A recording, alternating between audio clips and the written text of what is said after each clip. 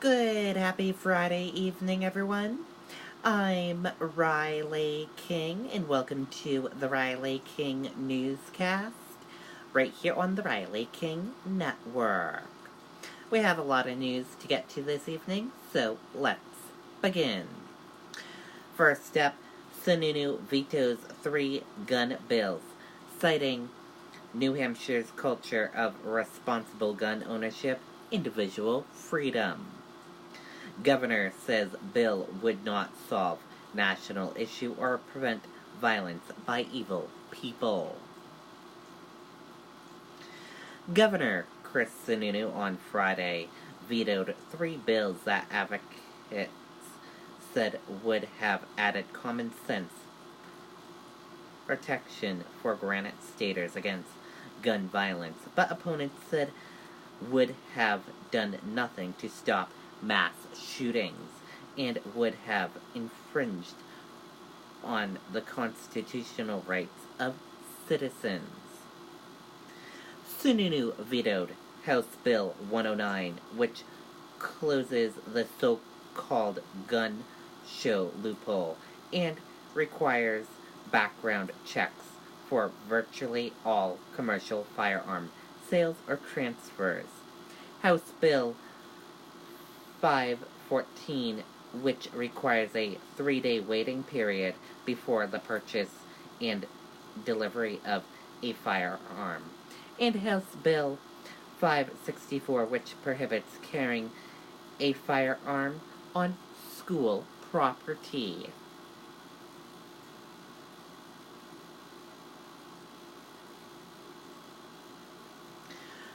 Search continues in Concord for man considered armed and dangerous.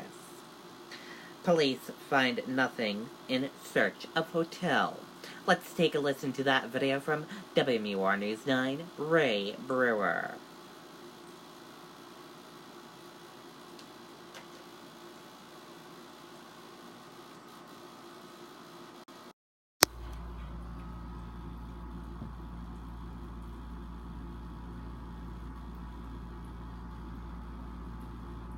Out the door when it matters most. For more than a decade, he's been right there, everywhere. And when American jobs are on the line, he leads the charge. ABC's World News Tonight with David Muir is America's most watched newscast, and we thank you.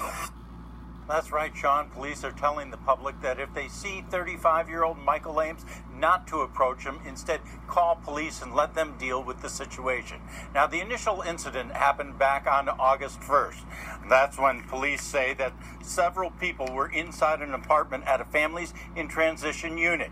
Ames allegedly pulled out a couple of guns and fired one of them directly at a person, fortunately missing them.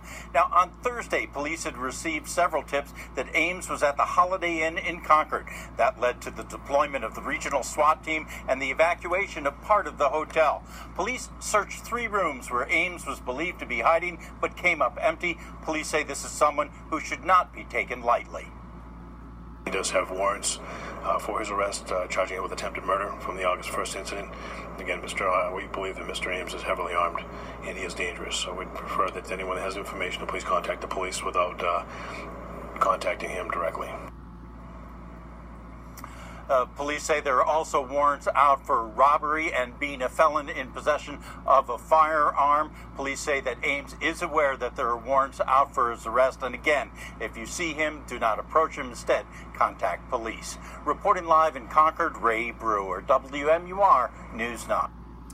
Okay, and there you go on that video and that report.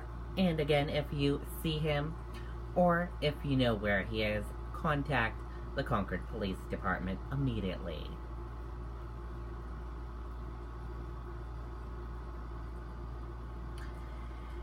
AG's office releases name of second officer involved in Ware standoff. Let's take a listen to this video from WMUR News 9.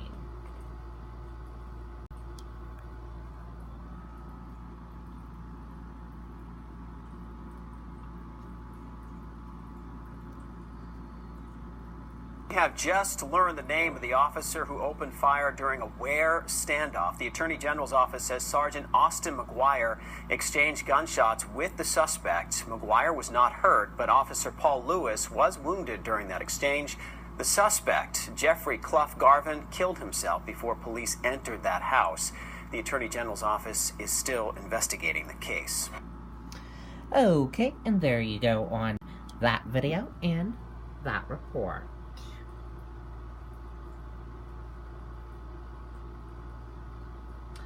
And how to help the 2019 Pack a Pack School Backpack Drive, which is still happening right now and is underway. Drive continues through Saturday at select locations. And again, it's happening at the Service Credit Union locations in New Hampshire. And let's watch this video from WMUR News 9, Siobhan Lopez. She is live at one of the branches for the Pack and Pack Drive. Let's take a listen.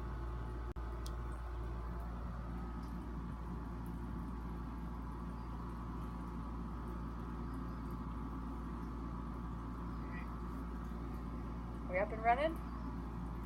Oh, yeah. All right. We're live, I'm told, on Facebook right now. I'm Siobhan Lopez. We're down at the Service Credit Union in Bedford. You can come on down still until 6 o'clock. This branch is open. All of the branches are open until 6 o'clock tonight. You can bring these backpacks. It's the Pack-A-Pack Drive, of course. It's what we're talking about all day today. Kristen was talking about it this morning. Now we're talking about it this evening. All of these bags have been donated at this branch alone. We've been counting. Andrew, what were we thinking? Around 176, give or take? Ish, give or take. We're trying to get like a general count here of all these bags, but this is just how generous the members of this Service Credit Union have been. We've seen people have been coming in saying, oh wow, this is way more than we've seen in years past, so it's really exciting. People who know a little bit more about this will bring you guys in here from the Service Credit Union. I mean, if you wanted to talk about, you're in charge of all the giving programs for Service Credit Union, so just talk about what this is like this is you guys' job, but to be able to also give to the community. So talk about what this has been like. Yeah, it's really been amazing. I would say that it really brings the team together. All the employees get so excited for this particular effort every year, and you can just see by the outpouring. I mean, you mentioned members, but non-members too have been coming in, so it's just a lot of fun. And so we've got an Amanda here too, the manager here. Do you guys want to show us what's in these bags, kind of what you guys are looking for from people to donate? So obviously we're looking for people to donate a backpack and stuff it with back to school supplies. We have a really cool unicorn pen. This is Folders. Yep. So sorry. Sorry, no, you're good. Folders. We have colored pencils. Pencil holder. This one is This stacked. one is stuffed. It's got glue sticks. Just everything. And the woman who brought this in was so sweet. I asked her if she was actually one of the people who said, wow, this is way more bags than last year, and she was hoping that this drive would be happening again this year. She was so happy to see it. And I asked her if she wanted to do an interview, and she said, oh, no, that's okay, but hey, your backpack you donated is going to be on now. Just talk about what it's been like. You mentioned it's not just members who have been donating, but just people. What has it been like seeing people come in? There's a lot of people in the community coming in. It's great to see. It's very overwhelming, the amount of generosity that people have for this particular drive. It's very popular for us, so it's great to see the community helping the school children of New Hampshire. And we know there's people right here in this community who need a little help. Really, anybody. You don't really have to be hard on cash to have back to school time be difficult. You have more than a couple kids and it gets difficult. So it's really helping a lot of people. It absolutely is. It's really awesome. And does it feel like the team's kind of coming together here Absolutely. Too? Yeah, it's great. We look forward to it every year. Yep, this is our third year. And I mean, you picked this one out. Is this like your favorite you've seen? The purple. The unicorn pen. And saw the unicorn pen. Exactly. Yeah. Exactly. I love it. So if you guys wanted to give us an idea, I know I mentioned that the standalone branches are open until 6 o'clock tonight, but talk about the other times and places that people can donate. Sure. So we also have 16 branches inside Walmarts, and those have extended hours. They're open from 10 until 7 tomorrow. Oh, tomorrow. Yeah. And then tomorrow, for instance, this branch here in Bedford will be open in the morning, right? Yeah, 8:30 until 1 tomorrow, and the Walmarts will have extended hours tomorrow. And then let's talk about what happens from here. Either one of you, whoever wants to jump in. Once the bags are all collected, through tomorrow, what happens next? So on Monday, a bunch of Service Credit Union employees, in cooperation with the New Hampshire Food Bank, will deploy some U-Hauls, and the food bank, of course, has trucks. We'll pick up all the backpacks from all the locations and meet at the Boys and Girls Club around noon. We'll have a little bit of pizza, and then we'll go through all the bags and basically make sure that they're evenly distributed. Yeah. And then that just kind of goes across the state from there? Yeah. So Chris Emmons from the Boys and Girls Club has coordinated with the other chapters, along with some Head Start programs, to make sure the bags are disseminated. So until 6 o'clock tonight, we're here. You guys are here. These bags, I mean, look at this. This is amazing to see all these bags here, but there's still plenty of room on the floor here to add some more bags. I know people have been coming in and, dropping off the Star Wars or the Pikachu, the Marvel, saying, oh, this would be good for a boy, but if I were in school right now, I might want that Marvel Avengers bag myself. So there's something for everybody here, and if, whatever you can donate, even if you can just donate some school supplies, if for some reason you can't afford a backpack, but you wanted to give a couple notebooks or some colored pencils, erasers, pencil boxes. What are some of the other things I'm missing? Those are rulers. You can speak. You can somebody off camera is going, rulers. Rulers, colored pencils, crayons, anything that, if you don't have children, maybe you have grandchildren who are school aged, anything you can think of that they might need. And it might not be every item that these kids need for the school year, because we know that those lists can be pretty long. But it might at least just get a kid started. I mean, I even know growing up, I didn't get to get a new backpack every year. We had 5 kids in my family, so it was really difficult back to school time, and now people are wrapping up summer and they're getting ready for the school year. They're getting those lists from their new teachers, and it's a little overwhelming, so this drive just really helps out a lot. I should mention the goal this year is 3,000 bags. We almost hit it last year. We really want to hit it this year, so if you can donate tonight or at all tomorrow afternoon, it would really make a difference for some people. We're going to be talking more about this on WMUR at 5 o'clock, 5:30, and 6 o'clock, so you can catch us there. Anything else, any other message you guys want to get out there before we close here? I think just that every little bit helps. Even if you just want to bring a couple of boxes of crayons on down, it would be really appreciated. Last words, Amanda, that you're just wanting to say? Yeah, there's still time to donate, so please bring your donations either today or tomorrow. We mentioned it at the Facebook Live earlier, but we did get a donation from some veterans from the American Legion to talk about what that was like to get even more help. That was amazing. They donated $350, which will go a long way towards getting more backpacks and supplies.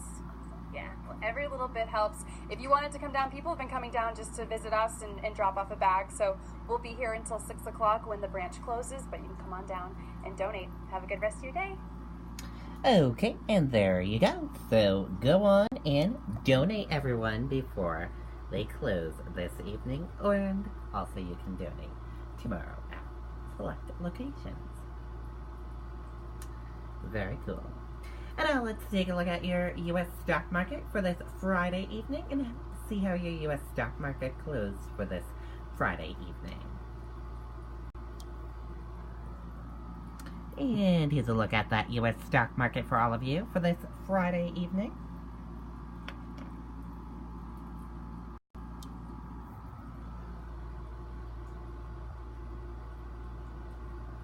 And your Dow Jones Industrial Average closed in the red and went down. And your Nasdaq closed in the red and went down. S&P 500 closed in the red and went down. Gold closed in the red and went down. Oil closed in the green, went up. U.S. 10-year closed in the green, went up. Euro/USD closed in the green, went up. And VIX closed in the green and went up.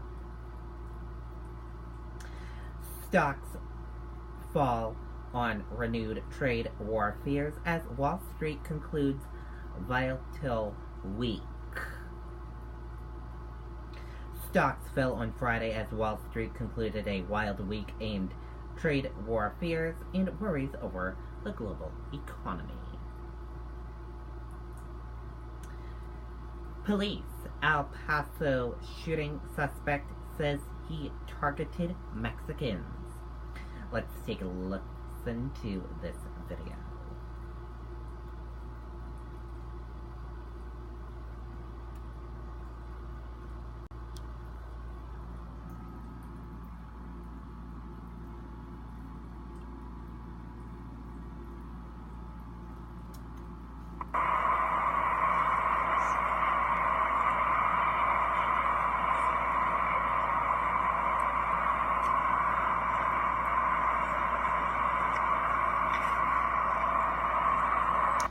And that is seen from the memorial at that crime scene.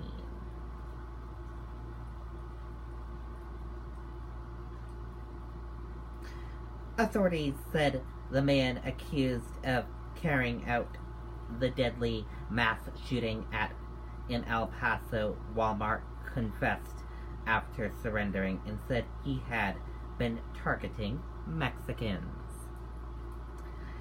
And that does it for this Friday evening edition of the Riley King Newscast right here on the Riley King Network. I hope you all have a great rest of your Friday evening, and I'll see you back here tomorrow for another newscast. Good night, everyone, and bye. And I'll have a news report coming up in a little bit. Goodbye, everyone.